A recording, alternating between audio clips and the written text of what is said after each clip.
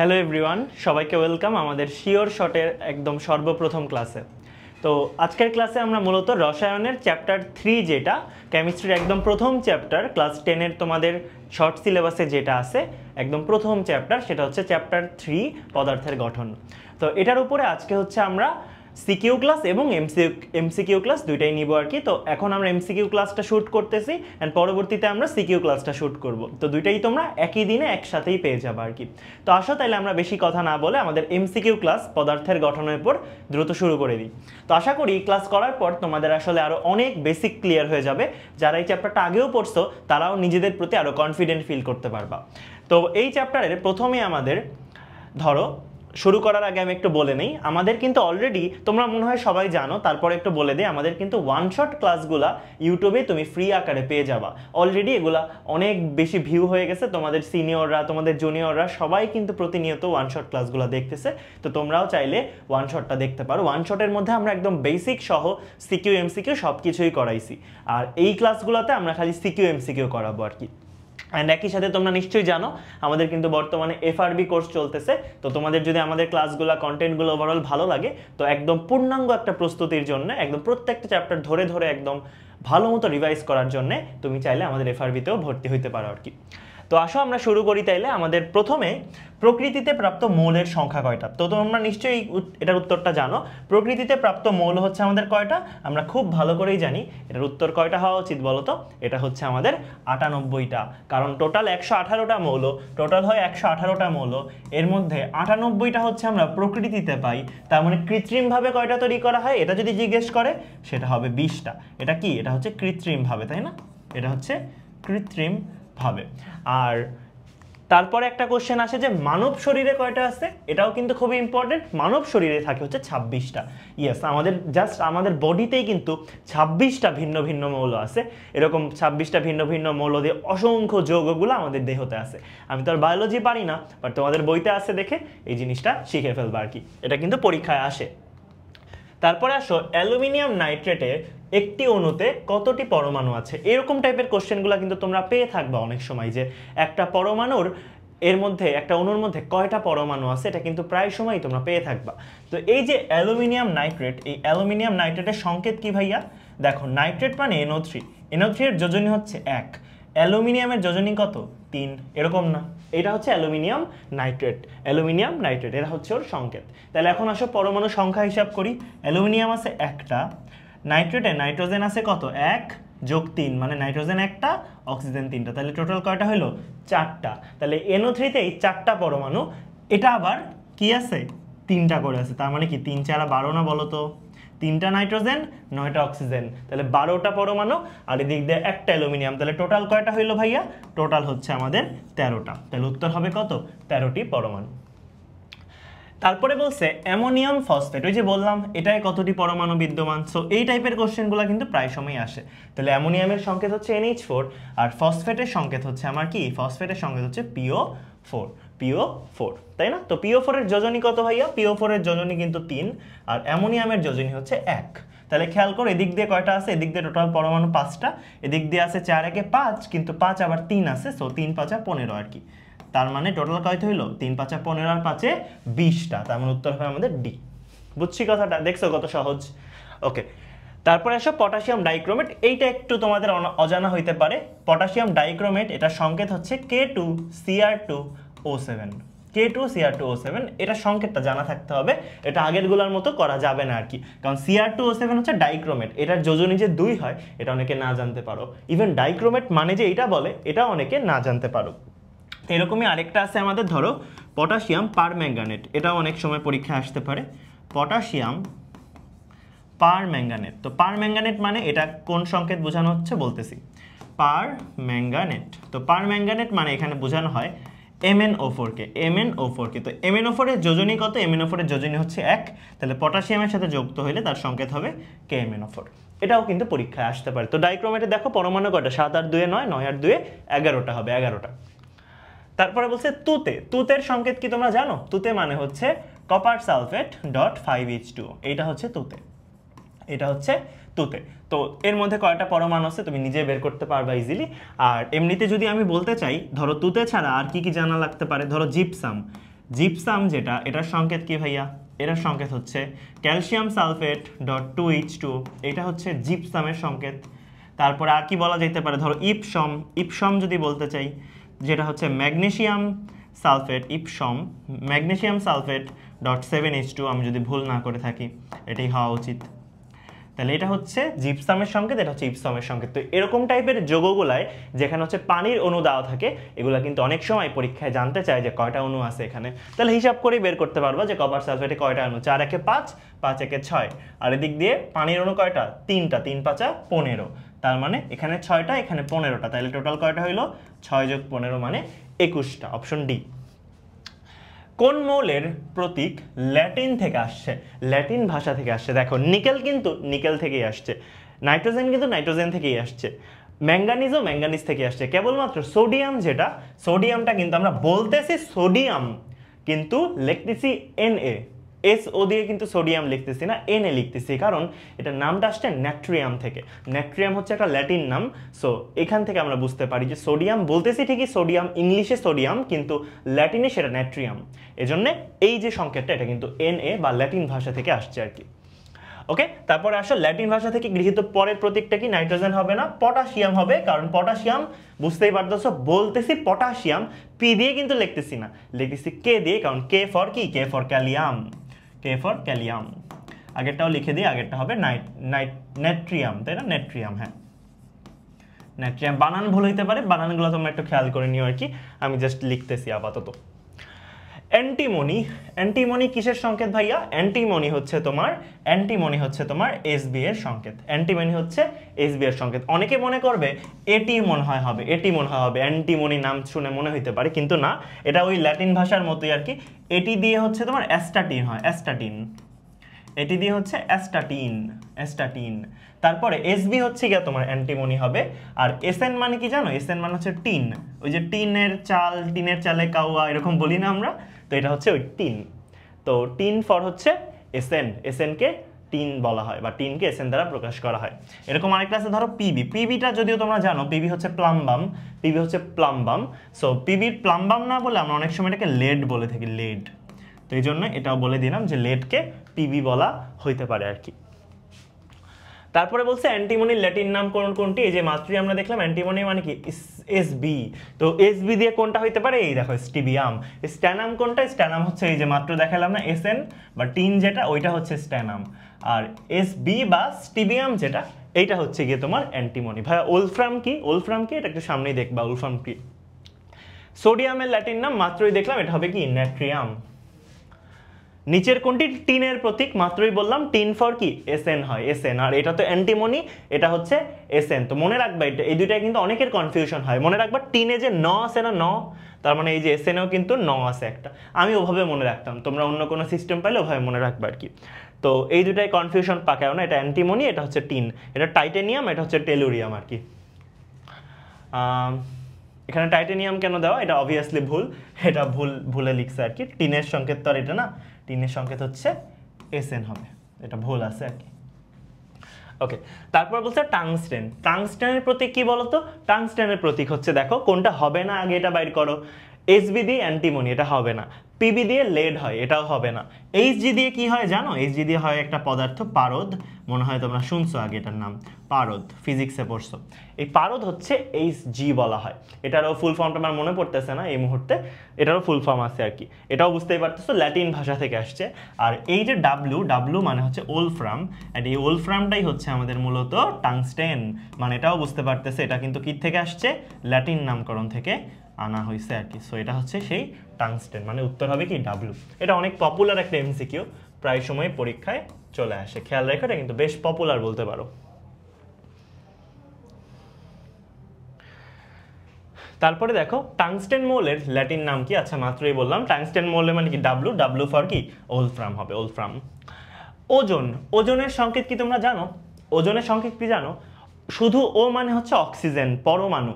O2 মানে হচ্ছে oxygen অণু, আর O3 মানে হচ্ছে ওজোন। মনে হয় তোমরা জানো এটা, ওই যে কি জানি করে এই O3টা, কি করে বলো তো? ওই যে পড়ছিলাম না, সূর্যের আলোর থেকে যেই রশ্মিটা আসে ওইটা থেকে আমাকে প্রোটেক্ট করে, ওজোন অণুটা আমাদের ওজোন স্তরটা সেটাই প্রোটেক্ট করে। ওজোন স্তরে সবচেয়ে বেশি থাকে এই O3 গ্যাসটা বা ওজোন গ্যাসটা। তো এটা অনেক সময় পরীক্ষায় আসে, এটা সংকেত হচ্ছে O3। কোন মৌলের ইলেকট্রন, প্রোটন, নিউট্রন তিনটাই সেম? কোন মৌলের ইলেকট্রন, প্রোটন, নিউট্রন তিনটাই সেম? খেয়াল করো, ওর কিন্তু 11 আর 23, ওর কিন্তু 11 আর 23, এটা হওয়ার কথাই না, কারণ 23 - 11 করলে হয় 12, তো 12 তো আর 11 সমান না। এটা কত? 19 আর 39, এটাও কিন্তু হইল না, বিয়োগ করলে 19 আর 20 আসলো। ক্যালসিয়ামে দেখো 20 আর 40, হ্যাঁ এইটা কিন্তু সেম, এটা কিন্তু ডেফিনেটলি সেম।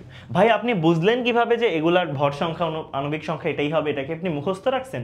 আমি তো ট্রিক শিখাই দিছিলাম, ওয়ান শট ক্লাসেও শিখাইছি। যারা জানো না তারা মনে হয় তাদের জন্য বলি আর কি, যদি জোড় সংখ্যা হয়, যদি জোড় সংখ্যা হয় তাহলে আমরা 2 গুণ করলেই হয় আর কি, আর যদি বিজোড় সংখ্যা হয় তাহলে 2 গুণ করে 1 যোগ করতে হবে।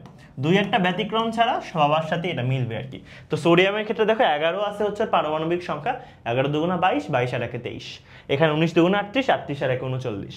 ক্যালসিয়ামের ক্ষেত্রে 20 দুগুণা 40, আর ক্লোরিনের ক্ষেত্রে এটা ব্যতিক্রম, এখানে 35 হয় না, বরং 35.5 হয় আর কি, এটা আবার ব্যতিক্রম আর কি, ওই যে 2 একটা ব্যতিক্রম ছিল আর কি। ওকে, তো ক্যালসিয়ামেরই দেখো যাহাই প্রোটন সংখ্যা, তাহাই নিউট্রন সংখ্যা, তাহাই ইলেকট্রন সংখ্যা। ইলেকট্রন আর প্রোটন তো এমনিতেই সেম হয় সব সময়, মানে যদি চার্জ আকারে না থাকে ইলেকট্রন প্রোটন তো অলওয়েজই সেম হয়। আর প্রোটন আর নিউট্রন সেম হয়েছে কোনটা? এই যে এটার ক্ষেত্রে 40 - 20 করলে 20ই আসে। কোন মৌলের ইলেকট্রন, প্রোটন, নিউট্রন সেম? আবারও একই কোশ্চেন, দেখবা জোড় সংখ্যা কোনটা। সহজ টেকনিক হচ্ছে জোড় সংখ্যা কোনটা, কারণ এই যে অক্সিজেন যে জোড় সংখ্যা, ওই জোড়েই হচ্ছে গিয়ে তোমার 8 দুগুণা 16, তো 16 - 8 করলে ওই 8ই আসবে আর কি। তো শর্টকাট টেকনিক হচ্ছে জোড় সংখ্যা দেখবা, মানে ইভেন নাম্বারের মৌল কে আছে সেইটা। শর্টকাট হচ্ছে একটা ইভেন নাম্বারের মৌল, হিসাব করার দরকার নেই আর কি খুব একটা। ইভেন নং মৌল দেখব, ইভেন নং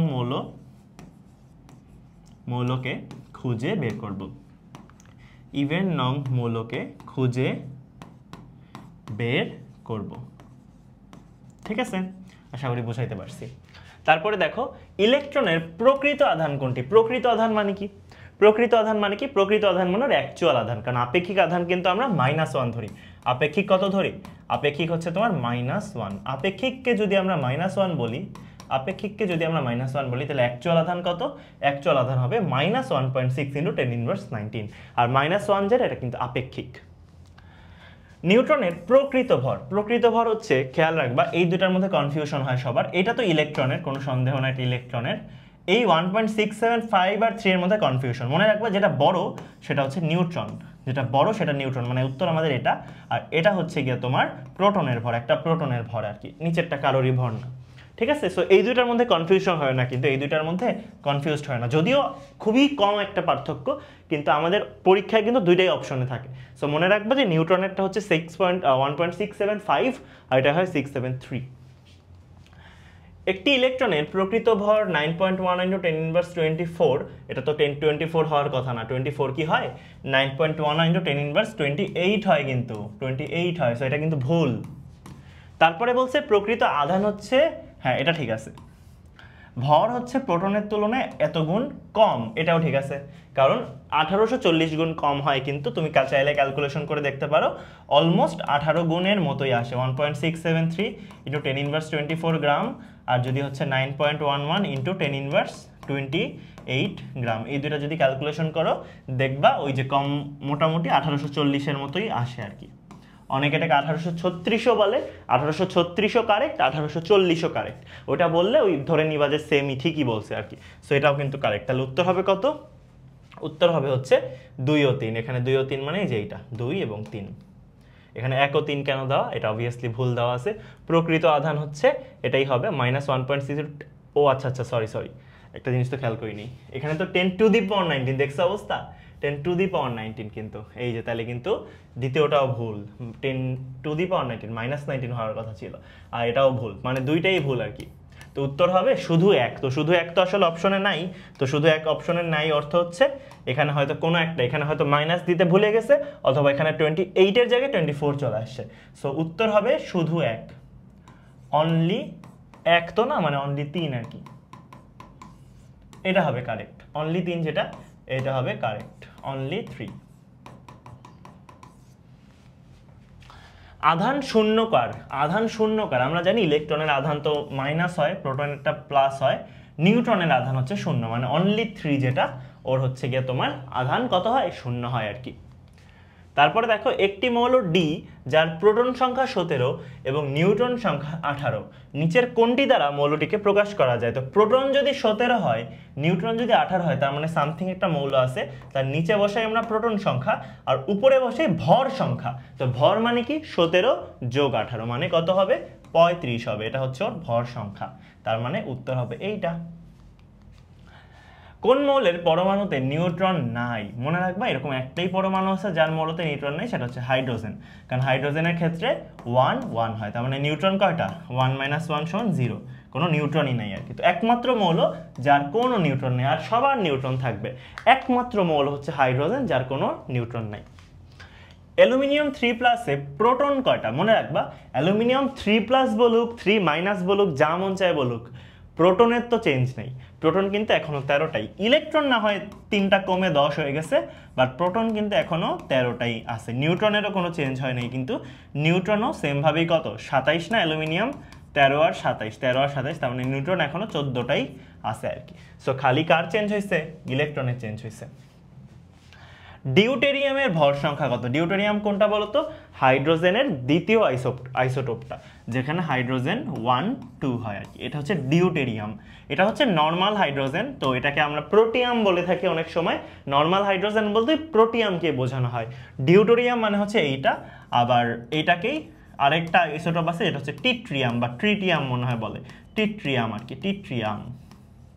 তো এই যে টিট্রিয়াম এইটা তো 3 নাম্বারটা, আর আমাদের কাজ হচ্ছে ডিউটেরিয়ামকে নিয়ে, যে এইটাকে নিয়ে। আর এইটাকে আরেকটা নাম আছে, এটাকে ভারী পানি বলা হয় আর কি, মানে ভারী পানিতে এটা কিন্তু ইউজ হয়, ভারী পানিতে এটা ইউজ হয়। তো ভারী পানির সংকেতটা H2 না হয় বরং D2O হয়। আবার বলি কথাটা, ভারী পানিতে নর্মাল পানির সংকেত কি H2O, তো ভারী পানিতে আসলে তোমার D2O ইউজ হয়, মানে ডিউটেরিয়ামের হাইড্রোজেনটা ইউজ হয়, তো ওই জন্য ওইটাকে বলা হয় ভারী পানির সংকেত। ঠিক আছে, জাস্ট জেনে রাখো আর কি। রাদারফোর্ড কত সালে? অবভিয়াসলি জানি 1911 সালে এটা আবিষ্কার হয়েছিল, আর বোর পরমাণু হচ্ছে 1913 সালে, বোর পরমাণু হচ্ছে 1913 সালে আবিষ্কার হয়েছিল। খুবই ইম্পর্টেন্ট এবং খুবই সহজ। বোর পরমাণু মডেল অনুসারে কোনটির বর্ণালী ব্যাখ্যা করা যায়? বর্ণালী ব্যাখ্যা কার করা যায়? যার ইলেকট্রন একটি, যার ইলেকট্রন একটি, যার কেবলমাত্র একটা ইলেকট্রন আছে, তারই খালি তুমি বর্ণালীটা ব্যাখ্যা করতে পারবা, তারই খালি বর্ণালীটা ব্যাখ্যা করা পসিবল। কিন্তু তাহলে একটা ইলেকট্রন কার আছে? হিলিয়ামের না, লিথিয়াম প্লাসের নাই, লিথিয়াম 2+ হলে হয়তো, অনলি হিলিয়াম প্লাসেরই হচ্ছে একটা ইলেকট্রন, কারণ একটা ত্যাগ করার ফলে এখন একটা আছে। কোনটির পারমাণবিক বর্ণালী ব্যাখ্যা করা যায়? আবারও সেম, একটা ইলেকট্রন হাইড্রোজেনের আছে, সো এটাই হবে উত্তর। নিচের কোনটি প্লাঙ্ক ধ্রুবক? প্লাঙ্ক ধ্রুবক হচ্ছে কত? 6.626 × 10⁻34 এত, এটা হচ্ছে প্ল্যাঙ্ক ধ্রুবক, মিটার স্কোয়ার কেজি/সেকেন্ড, ঠিকই আছে। তাহলে এই যে এটা উত্তর, প্ল্যাঙ্ক ধ্রুবকের কনস্ট্যান্ট একটাই। mvr = nh/2π, এখানে 2π হবে, 2π এ m এর মান কোনটি? m তো ইলেকট্রনের ভর, তো ইলেকট্রনের ভর তো আমরা জানি 9.11 × 10⁻28 গ্রাম বলতে পারো, আর যদি কেজিতে বলতে চাও তাহলে হবে 9.11 × 10⁻31 কেজি। দুটাই কিন্তু কারেক্ট, যেভাবে বলতে চাও আর কি। 31 গ্রাম হবে না, 28 গ্রাম হবে, যে এটা হচ্ছে উত্তর।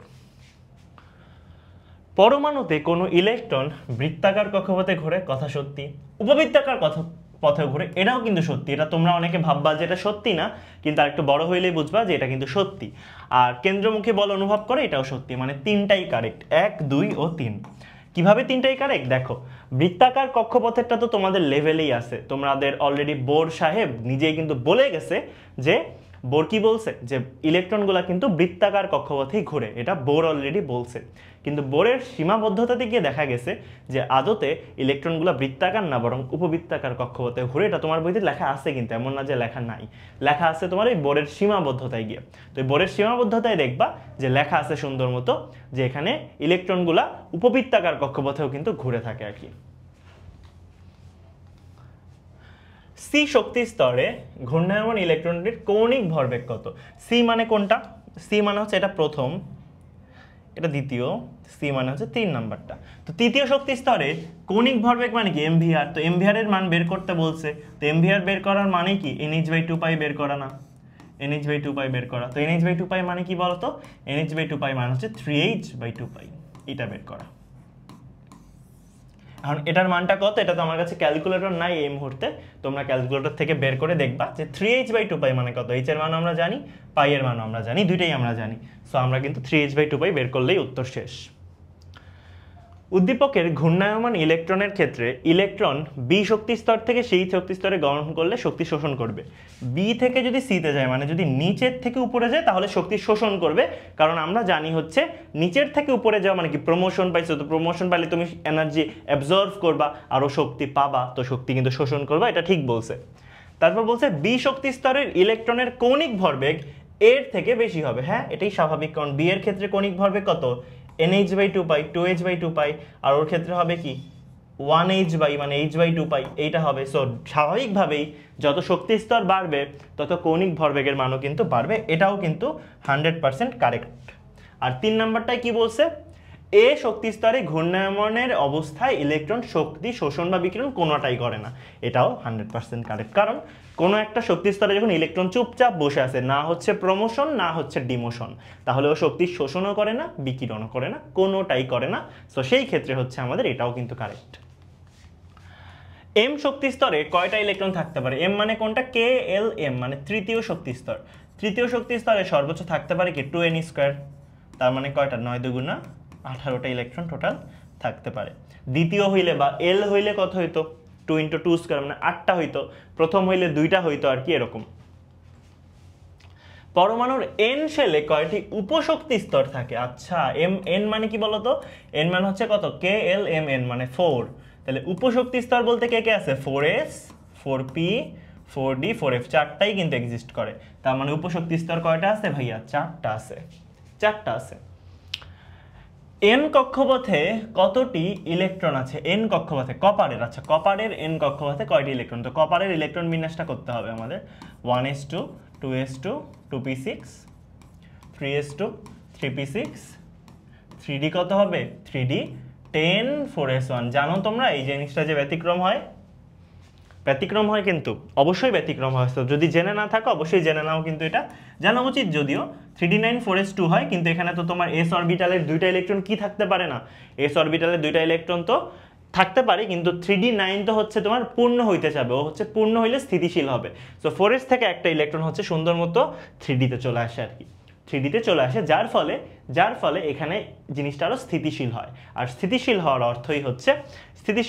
অর্থই হচ্ছে গিয়ে তোমার এখন জিনিসটার ইলেকট্রন বিন্যাস পারফেক্ট হয়েছে। এখন বলা হয়েছে এনে কয়টা ইলেকট্রন, এন মানে কি বলতো, চতুর্থতে একটাই মাত্র ইলেকট্রন, তার উত্তর হবে কত, 1।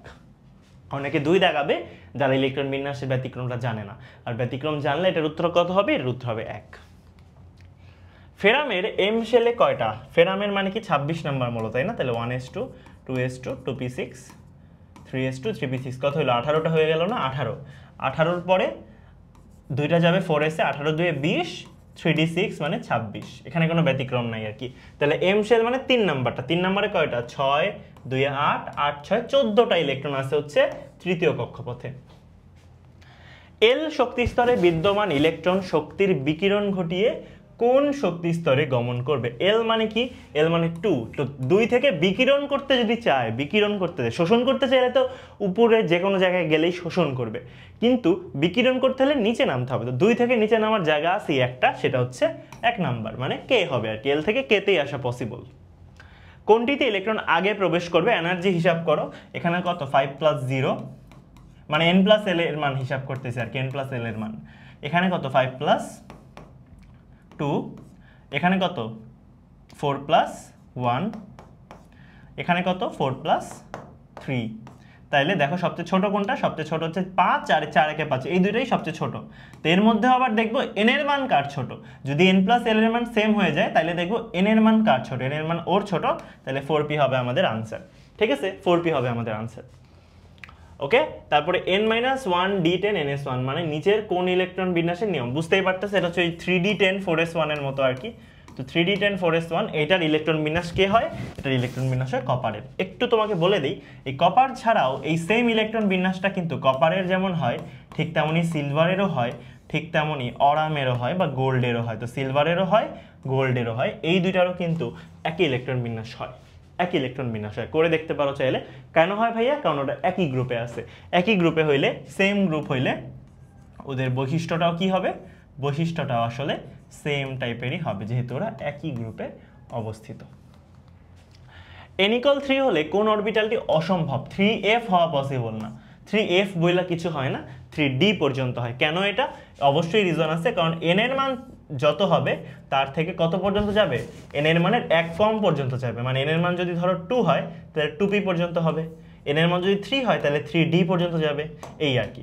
মানে সর্বোচ্চ n-1 পর্যন্ত যাবে, n-1 পর্যন্ত। মানে l এর মান হচ্ছে n-0 থেকে n-1 পর্যন্ত যাবে, এই হচ্ছে কথা। n-1 ds2, এখানে মনে হয় একটু টাইপিং মিস্টেক হয়েছে। n=4 হলে মৌলটি নিচের কোনটি? এটা তো 4s2 হইলো, এটা তো বুঝতেছি না এটা কত। 3d এই জায়গাটা বুঝতেছি না, এত কোনো একটা ঘাটতি আছে। ভ্যানাডিয়াম উত্তর, তাই না? ভ্যানাডিয়ামে কি হয়? 18×2 = 20 আর 3 হওয়া উচিত না? 3 হওয়া উচিত। আচ্ছা, এখানে তাহলে কোশ্চেনটা ভুল আছে, এটা ডিলিট করে দিই আর কি, খেয়াল করি না এটা। ওকে, এরপরে বলছে ভ্যানাডিয়ামের m শক্তি স্তরে কয়টা? তো ফার্স্টে আমরা 18টা দিয়ে দিই। 18টা মানে যেভাবে দিলেও হয়। আর্গন লেখার অর্থ হচ্ছে 18টা আমরা অলরেডি বলে দিছি। 18এর পরে দুইটা যাবে 4s এ, 18×2 = 20। তারপর স্ক্যান্ডিয়াম, টাইটেনিয়াম, ভ্যানাডিয়াম, মানে আরো 3টা বাকি। 18×2 = 20 আর 3d তে যাবে হচ্ছে আরো 3টা। ঠিক আছে, এই হচ্ছে বিষয় আর কি। তো তাহলে আমাদের যদি m শক্তি স্তরের টোটাল ইলেকট্রন বলি কত হয়? 3s এর 2টা, 3p6 এ কয়টা? 6টা, আর এখানে 3d তে আরো 3টা, মানে 6 3 9, 9 2 11। তার মানে 11টা হচ্ছে আমাদের উত্তর। Fe3+ এর কতটি? আচ্ছা, Fe3+, তাহলে আগে আমরা Fe এর ইলেকট্রন বিন্যাসটা করি। ফার্স্টে আমরা আর্গন দিয়ে দিলাম, মানে 18টা। 18এর পরে হচ্ছে 4s এ যাবে 2টা, 18×2 = 20, আর বাকি 6টা যাবে 3d তে। এই হচ্ছে ফেরামের ইলেকট্রন বিন্যাস। তো মনে রাখবা, ইলেকট্রন ঢোকার টাইমে যেমনে মন চায় ঢুকুক, ইলেকট্রন ঢোকার টাইমে যেমনে মন চায় ঢুকুক, বাট বাইর হবে কোত্থেকে? বাইর কিন্তু অলওয়েজ লাস্ট কক্ষপথ থেকে বের হবে। ঢোকার টাইমে হয়তো হ্যাঁ আউটবাউ নীতি অনুযায়ী n+l এর মান অনুযায়ী ঢুকছে, এরকম সেরকম, কিন্তু বাইর হওয়ার টাইমে অলওয়েজই বের হবে কোত্থেকে? অলওয়েজই বের হবে হচ্ছে তোমার লাস্ট কক্ষপথ থেকে, মানে 4s থেকে। তো 3টা বের করতে হবে। সো 4s এর 2টা গন, আর 3d-রও আরও একটা গন। তার মানে হচ্ছে 18টা রয়ে যাবে, 18টা থাকলো, আর দিক দিয়ে 3d 5 হবে আর কি, কারণ 2টা গেল এখানে আর একটা যাবে এখান থেকে। এখন বলছে যে m শেলে কত ইলেকট্রন, মানে তৃতীয় শক্তি স্তরে, তাহলে 3s2, 3p6, 3d 5। তার মানে কত হইলো? 6 2 8, 8 আর 5 13টা হচ্ছে আমাদের বর্তমানে আছে। এরপরে বলছে কোবাল্ট 2+। কোবাল্ট 2+, তাহলে এটা তোমরা করে ফেলবা, এটা তোমাদের HW, একেবারেই সহজ। কিন্তু কোবাল্ট 2+ এর মানে কোবাল্টের ইলেকট্রন বিন্যাস করবা, কোবাল্ট 2+ মানে লাস্ট কক্ষপথ থেকে বের হয়ে যাবে আর কি। কোনটি ডি অরবিটাল অর্ধপূর্ণ? অর্ধপূর্ণ মানেই এটা শুরুতেই মাথায় আসা উচিত, এটা হচ্ছে কে হবে? এটা হচ্ছে গিয়ে তোমার অর্ধপূর্ণ বলছে। কোনটির ডি অরবিটাল অর্ধপূর্ণ? ম্যাঙ্গানিজ হয় না, আয়রন হয় না, জিঙ্ক হয় না, কপার হয়। আচ্ছা, এখানে আসলে কোশ্চেনটা তাহলে ভুল হয়েছে, এটা অর্ধপূর্ণ না, এটা পরিপূর্ণ হবে। অর্ধপূর্ণ তো আসলে কপার হয় না, কপার তো পরিপূর্ণ হয়, কপার তো পরিপূর্ণ হয়, তাই না? কপার তো পরিপূর্ণ হয়, এটার উত্তর তো কপার হবে, কপার হবে। আর অর্ধপূর্ণ কে হয়? অর্ধপূর্ণ হয় হচ্ছে ক্রোমিয়াম। অর্ধপূর্ণ কে হয়? অর্ধপূর্ণ হয় হচ্ছে ক্রোমিয়াম। ক্রোমিয়াম হয় হচ্ছে তোমার অর্ধপূর্ণ আর কি। আর পরিপূর্ণ হয় যে, সে হচ্ছে কপার। এখানে ম্যাঙ্গানিজের কথা কেন বলছে? অবভিয়াসলি এখানে কোশ্চেনটাই ভুল আর কি। ও আচ্ছা আচ্ছা আচ্ছা, সরি, আমি মনে হয় একটু ভুল করছি, কোশ্চেনটা বুঝতে ভুল করছি। এটা অর্ধপূর্ণই হওয়ার কথা, ঠিক আছে, এটা অর্ধপূর্ণই হওয়ার কথা। ম্যাঙ্গানিজের ইলেকট্রন বিন্যাস তো করেই দেখিনি আমরা, ম্যাঙ্গানিজের ইলেকট্রন বিন্যাস তো করেই দেখি না। সরি, দেখছো এই যে মিস্টেক হয়ে গেছে আমার নিজেই, অনেকদিন প্র্যাকটিসে না থাকার কারণে। তো scandium, titanium, vanadium, chromium, manganese 25 number মৌল না? তো 25 নাম্বার মৌলের ইলেকট্রন বিন্যাস করো। 1s2, 2s2, 2p6, 3s2, 3p6, কটা? 18টা হইলো। 18 পরে 2টা যাবে 4s এ, 18 2 20, 20 আর 5 25। হায় হায়, এটা তো অর্ধপূর্ণই। তার মানে ম্যাঙ্গানিজ হবে উত্তর। আমি খালি ওই অর্ধপূর্ণ আর পরিপূর্ণ শুনে ব্যতিক্রমগুলোকে মাথায় আনতেছিলাম যে কোবাল্ট কি বলি ক্রোমিয়াম নাকি কপার, ব্যতিক্রম মাথায় আসতেছে, কিন্তু অর্ধপূর্ণ যে নর্মালিও অন্য মৌলদের হইতে পারে এটা ভুলে গেছিলাম আর কি। সো এটা ম্যাঙ্গানিজ হবে, অবভিয়াসলি কপার না, কপার তো পরিপূর্ণ। কপারে কি হয়, কপারে হয় হচ্ছে পরিপূর্ণ। ওকে, তো এরকম মিস্টেক আমার মতো তোমরা করো না, কিন্তু আমার মিস্টেক না করার চেয়ে মানে করার চেয়ে তোমাদের মিস্টেক করাটা বেশি ফেটিয়াস বা বেশি খারাপ আর কি। কোন মৌলের ইলেকট্রন বিন্যাস সাধারণ নিয়মের ব্যতিক্রম? অবভিয়াসলি এটাই আমার ভুল হবে না কোনো, এটা ক্রোমিয়াম হবে, কারণ ক্রোমিয়ামেরই ব্যতিক্রমটা হয়। নিচের কোন মৌলের ইলেকট্রন বিন্যাস 2n স্কয়ারকে সমর্থন করে না? 2n স্কয়ার এটা কেন সমর্থন করবে না? 2n স্কয়ার মানে হচ্ছে এরকম যে 2 ইন্টু যতগুলো থাকতে পারে, ধরো প্রথম শক্তি স্তরে 2টা থাকতে পারবে, দ্বিতীয় শক্তি স্তরে 4টা থাকতে পারবে, 8টা থাকতে পারবে, তৃতীয় শক্তি স্তরে 18টা থাকতে পারবে, চতুর্থ শক্তি স্তরে 32টা থাকতে পারবে। বাট এই রুলটা অলওয়েজ ফলো হয় না, এই রুলটা অলওয়েজ ফলো হয় না, কিন্তু হ্যাঁ হইতে পারে প্রথম দুইটাই হয়, কিন্তু এই রুলগুলা পরের গুলায় আর ফলো হয় না, পরের গুলায় কিন্তু এই রুলটা আর ফলো হয় না বলতে পারো, ঠিক আছে। তো যেহেতু পরের গুলায় এই রুল আর ফলো হয় না, তার মানে আমরা বুঝবো কিভাবে এখন কোন মৌলতে এটা ফলো হয় নাই? দেখো খেয়াল করে, ফ্লোরিন, সোডিয়াম এগুলো অনেক ছোট ছোট মৌল, এগুলো অনেক ছোট ছোট মৌল, এগুলো ইলেকট্রন বিন্যাস করে দেখো, দেখবে কোনো প্রবলেম নেই, সুন্দর মতোই হচ্ছে কিন্তু। বাট ক্লোরিন করতে গিয়ে দেখো ক্লোরিনের কি অবস্থা, ক্লোরিন 17 নাম্বার মৌল না, এটাতেও কোনো প্রবলেম নেই, 1s2 2s2 2p6 3s2 3p6 18 হইল না, এখানে 17 3p5 হবে। তাহলে দেখো এখানেও কিন্তু আসলে কোনো প্রবলেম নেই, কারণ এখানেও প্রথম কক্ষপথে 2টা আছে, পরের কক্ষপথে 8টা আছে, তারপরের কক্ষপথে 5 আর 2 7টা আছে, এটা কিন্তু কারেক্ট, মানে 2n স্কয়ার অনুযায়ী এটাও কারেক্ট, তাহলে এটাও কিন্তু সমর্থন করছে। এবার আসো পটাশিয়ামে কি অবস্থা। পটাশিয়ামে 19টা ইলেকট্রন, এখানে যদি আমরা ইলেকট্রন বিন্যাস করতে যাই,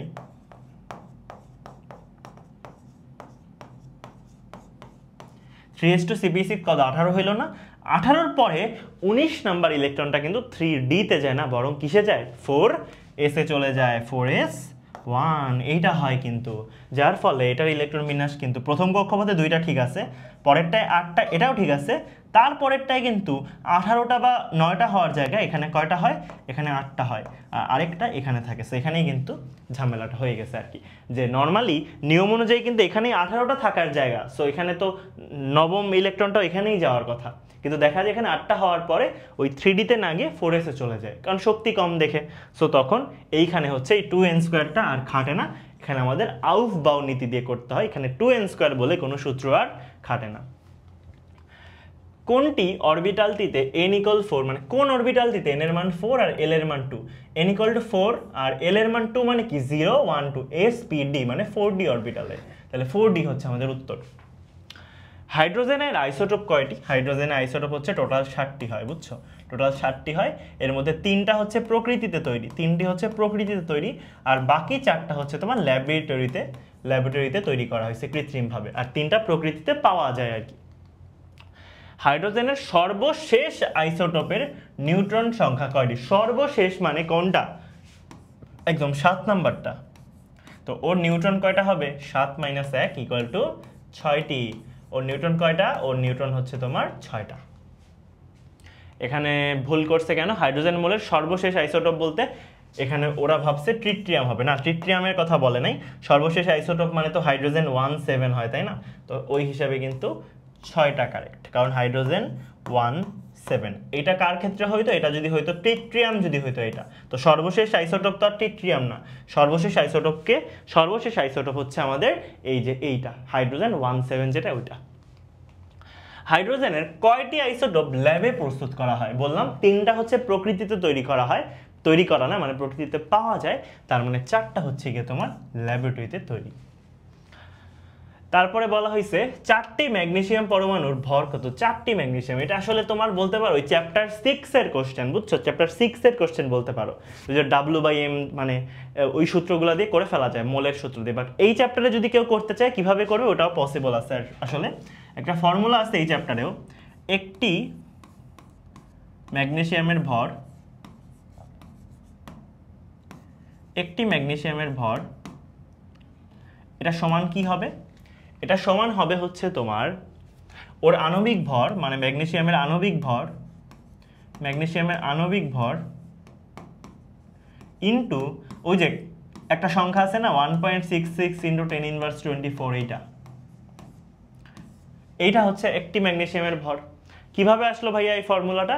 এটা হচ্ছে ওই যে আপেক্ষিক পারমাণবিক ভর হচ্ছে গিয়ে তোমার একটি পরমাণুর ভর ডিভাইডেড বাই কার্বন 12 আইসোটোপের 1/12।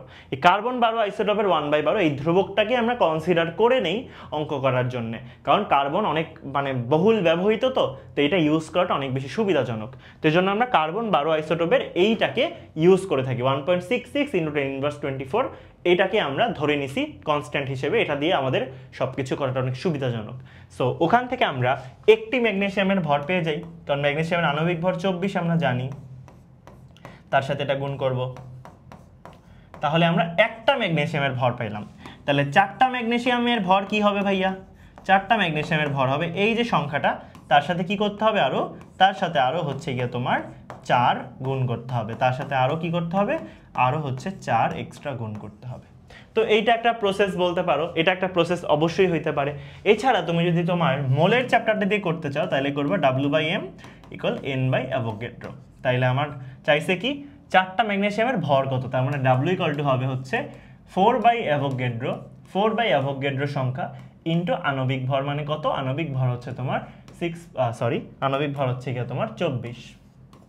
এটা দিয়েও করতে পারো, হুবহু একই কথা, বুঝছি? ওকে, তারপর বলছে হাড়ের ব্যথার চিকিৎসায় কোনটা ইউজ হয়। এটা হচ্ছে ওই যে লাস্টের যে আইসোটোপের পার্টটা আছে না, ওই পার্টে দেখবা অনেক জিনিসপাতি আছে, যে রক্তের লিউকেমিয়ায় চিকিৎসা কোনটা ইউজ হয়, কৃষি ক্ষেত্রে কোনটা ইউজ হয়, তারপর হচ্ছে যে হাড়ের চিকিৎসায় কোনটা ইউজ হয়, তারপরে এরকম অনেকগুলা জিনিসপাতি আছে, ওগুলা খুব ভালো করে প্র্যাকটিস করে পয়েন্ট আকারে লিখে লিখে একদম ঠাডা মুখস্থ রাখতে হবে, কারণ আইসোটোপ থেকে এমসিকিউ আসবে, সিকিউ আসতে পারে যে আইসোটোপের ব্যবহার ব্যাখ্যা করো। তখন কিন্তু আমাদের সুন্দর মতো বলতে হবে যে হ্যাঁ এই আইসোটোপের কাজ এগুলা, এই আইসোটোপের কাজ এগুলা, এইটা এখানে ইউজ হয়, এটা ওখানে ইউজ হয়, পয়েন্ট আকারে বললে একদম ফুল মার্ক পাবা আর কি, বুঝছো? তো এটা যেন অবশ্যই মাথায় রাখো, কয়েকবার প্র্যাকটিস করলেই দেখবা মুখস্থ হয়ে গেছে আর কি। তো হাড়েরটা হয় মনে হয় স্ট্রনশিয়াম হয়। তারপর রক্তের লিউকেমিয়ারটা আমার মনে আছে, এটা হচ্ছে ফসফরাসেরটা হয়, এটা হচ্ছে ফসফরাসেরটা হয় আর কি, ঠিক আছে? তারপরে হচ্ছে তেজস্ক্রিয় আইসোটোপ ব্যবহার করে জমিতে সবসময় ইউজ করা হয় হচ্ছে নাইট্রোজেন আর ফসফরাস। আমাদের কৃষি ক্ষেত্রে অলওয়েজ আমরা এই দুজনকে ইউজ করে থাকি, ঠিক আছে? তো এখানে তো সবগুলা কোশ্চেন নাই আইসোটোপের, তোমাদের বই থেকে তোমরা কিন্তু সবগুলা কোশ্চেন অবশ্যই পড়ে ফেলবা, কারণ ওখান থেকে কিন্তু অনেক বেশি পরিমাণে কোশ্চেন আসে, এমসিকিউ আসে, এবং এটা তোমার মনে রাখতে হবে। এটা তো আর তোমার সলভ করার কিছু নেই, মুখস্থ রাখতে হবে, তাহলে আনসার করতে পারবা। n = 3 এবং l = 2 মানে কি 3, আর l = 2 মানে কি 0 1 2 a p d মানে 3d হবে, 3d, তাহলে 3d হচ্ছে উত্তর। ওকে, তাহলে এই হচ্ছে আমাদের সকল এমসিকিউ। আমরা চেষ্টা করছি কিন্তু অনেক কম সময়ের মধ্যে আমরা সুন্দর মতো সবগুলা টাইপের এমসিকিউ কভার করে দিতে, যেগুলো বিগত বছরে বোর্ডে আসছে বা সামনে আবারও আসতে পারে আর কিছু। চ্যাপ্টারটা অনেক সহজ এবং এখান থেকে প্যারা খাওয়ার কিচ্ছুই নেই, যেই এমসিকিউ আসুক না কেন ইনশাল্লাহ তুমি সেগুলো সবই সলভ করতে পারবা আর কি। তো সবাই একটু জানাই দিও ক্লাসটা কেমন লাগলো, অ্যান্ড এরপরেই আমাদের হচ্ছে সিকিউ ক্লাসটা হবে, যেখানে আমরা সিকিউ এবং শর্ট আনসার কোশ্চেন যেটা ওইটা আমরা সলভ করার ট্রাই করব। সবাইকে অনেক অনেক ধন্যবাদ এই এমসিকিউ ক্লাসটা করার জন্য।